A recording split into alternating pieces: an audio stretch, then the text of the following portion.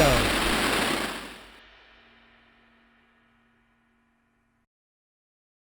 Hey, everybody. Welcome to the Masters Fantasy Show, brought to you by MastersFantasyFootballLeagues.com. All right, week 6 waiver wire. We're going to be talking the tight end position. I think there's a couple good pickups out there. Kick it over to you guys, the Masters crew, Dynasty Owl, the Doc. What's up, guys? Who are you targeting at tight end this week? Al, go ahead, baby. All right, so my guy, the Washington football team tight end, Ricky Seals-Jones. This is a guy who, to me, it seems like he's been around forever now, but he's still only 26. I mean, if you don't know, he was a phenomenal basketball player as well out of high school. Really athletic guy, 6'5", 240, great size. Just never, hasn't quite had a ton of success yet in the NFL, but every time he gets an opportunity, he kind of shines. He's had some bad luck with injuries. I'm trying to find his stat line real quick from last week, but Logan Thomas was out, and I mean he stepped up. He played a lot of snaps, ran a lot of routes, got a pretty good size of the target share there. Finished with 8 targets, 5 catches, 41 yards. I mean, you throw a touchdown there, and that's all of a sudden that's a 16-point type fantasy game. So yeah, I like it a lot. I know Logan Thomas is gonna miss some more games, and really any game that Logan Thomas is out, I like Ricky Seals-Jones. And this is a phrase that Doc likes a lot, but Logan Thomas isn't a spring chicken either. So I mean, long term, I think Ricky Seals-Jones, he could be the tight end there in Washington for at least the next few years. Is he a franchise tight end? Not really. But I mean, I think he's a talented guy. I think definitely a good waiver wire pickup. And yeah, I like the floor and the ceiling for Ricky Seals-Jones. Yeah, I like it. I think it's a good pickup. Mine's actually kind of very similar situation. A guy sitting, currently behind a tight end who's just long in the tooth, man. A guy that's not going to be around much longer. Paired up with possibly, and kind of shocked that I'm going to say this today, but I mean, this guy might be the best quarterback in the league. And Justin Herbert, he's just looked absolutely that's amazing. Where you're going. Yeah. Yeah, but Chargers tight end Donald Parham. Mm-hmm. I mean, another guy, an athletic freak, man. I mean, just a guy. I mean, he's a big dude, man. A big, fast dude. Looks like him and Justin Herbert starting to have a little bit of chemistry. Played 53% of the snaps this weekend. Caught his only 2 targets for a touchdown. Also had a 2-point conversion. I mean, just 9 points in the last 2 weeks. But they're starting to use them. Look, Jared Cook probably in his last season. I really don't see him coming back next year. I just think he's just too old, man. Although he did look great, had a couple big plays against us this weekend. But Donald Parham, man, a guy in dynasty leagues, especially, I really got my eye on. Paired up with Justin Herbert, like I said, who, I mean, I still can't believe it, but after this weekend, I think you have to kind of consider him maybe the best quarterback in the league. I know that might be a little bit of a stretch, but he looks amazing, man. Yeah. I think he's only behind Josh Allen right now, which is something I never would have expected to say 2-3 years ago. Same. So, yeah. I'm gonna go with the tight end from that game as well. Well, I love the take, by the way. Parham, I hadn't really seen a ton of him, like extended action of him, but I mean, he just looked like he was 10 feet tall out there. So yeah, I feel like he flashed late last year too. I mean, he was a guy. Exactly. So I like to see it as well. Yeah, I mean, you hit it perfectly with Jared Cook being older and all that. I mean, he's got a real opportunity here. And I had it in front of me, and right when we started recording, it had dropped down. Dude's size, he's 6'8", 240. Jeez. That's Mercedes Lewis, but way more athletic, actually.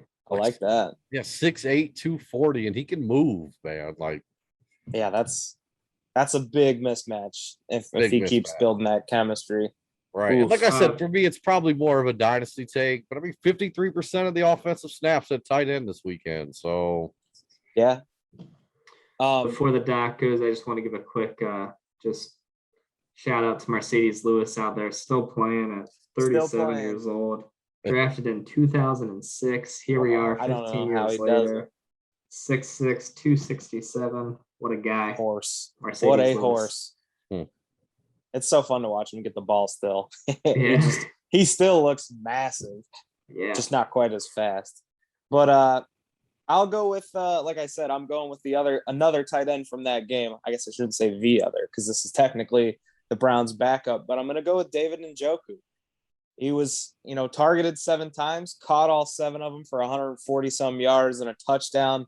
I mean, he finally looked like that first round pick talent that, there was a reason he was picked that high before. It was because he had this kind of talent. I mean, we finally have seen what he's capable of. I mean, the athleticism is just through the roof for Njoku. And I feel like this, again, it works on a redraft level kind of because it's so up in the air in Cleveland. Like, you never really know who's going to get the consistent targets. But, I mean, Dynasty too. I mean, my dog is going to yak all over me. What the heck? I can't even remember what I was saying. I mean, in Dynasty too, I feel like this is a guy that you're going to want to go get because realistically, I mean, he's a guy that they've talked about. I mean, initially he wanted traded. They kind of flipped that around where he said, okay, now I kind of want to stay long-term. And, similar to John Gruden, Austin Hooper has paid a lot of money and he hasn't really looked great. And even though he hasn't sent any unsavory emails that we know of, I mean, if he doesn't look like that good the rest of the year, I could see a scenario where they kind of give him the boot and they roll with Njoku and Harrison Bryant long-term.